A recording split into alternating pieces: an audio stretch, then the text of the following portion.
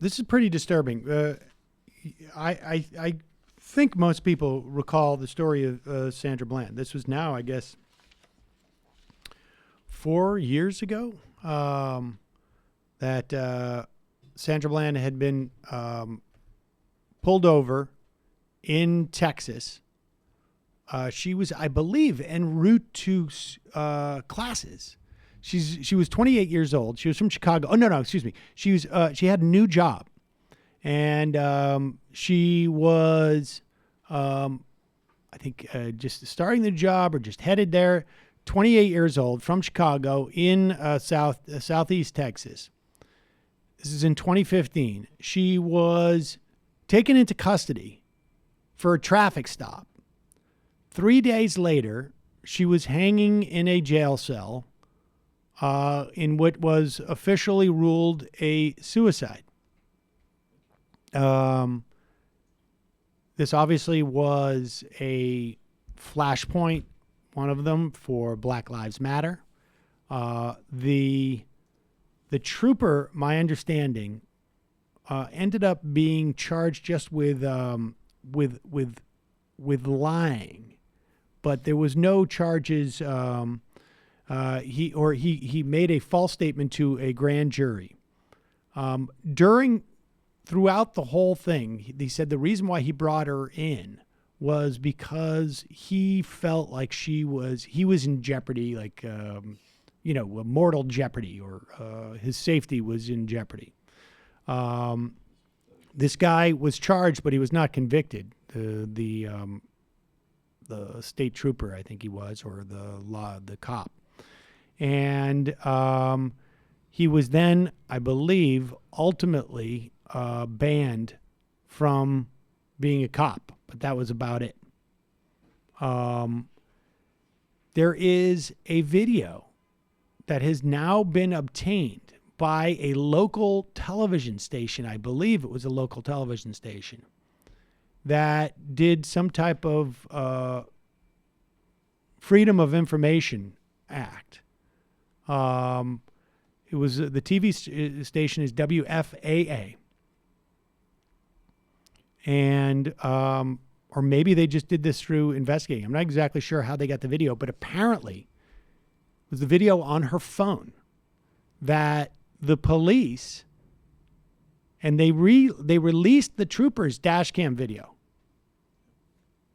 But the video that she recorded makes it very, very clear that he should have had any reason to fear for his life. Here is that video. It's very short. It's only 35 seconds. Clearly what happened is he's like telling her to get out of the car. And at that point she realizes, like, I'm going to videotape this. And she starts the video, and you will hear him basically pull his taser out, claim that he's going to light her up. And it is, I mean, he's aware that it's a phone because he's like, stop recording.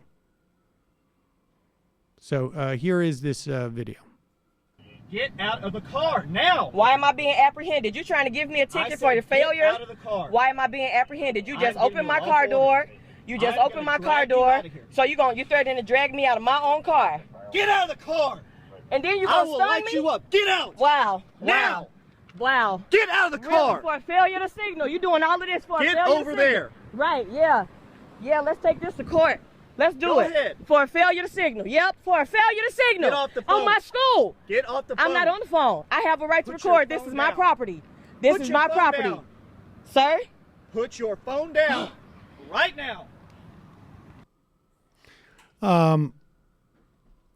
Now, I guess this guy could claim like somehow before that he felt like he was afraid for his safety. But what's clear is he did not pull that taser out because he feared for his safety. I mean, we can see the moment that the taser comes out, and it's inspired not by her doing anything that was threatening. He doesn't say, drop the phone at that point. He doesn't say, like, he just says, get out of the car. He was clearly not afraid for his safety. He was clearly mad that this passenger of the car was questioning the legitimacy of him pulling her over. And the family is calling for a reopening of the investigation. And it's pretty hard not to wonder, if the cop is that aware that he was lying big time. If the police department was aware that this evidence, this video in some way was problematic, I don't see how they don't reopen this investigation. And it's pretty shocking. It's pretty shocking that they've had this for 4 years and didn't release it. I mean, it is, but also it isn't, because we know how things are in this country, and the cops have too much power over regular people, and we live in a very white supremacist country still. Well, I think, one of the things that we heard at that time quite a bit from members of this audience who were in law enforcement was that the biggest problem is with the prosecutors, because you're always going to have cops who are inclined to abuse their power and cops who are racist. But you need prosecutors to basically say, you can't get away with it. And this, wow. I mean, it is shocking that they thought they could keep that video from getting out.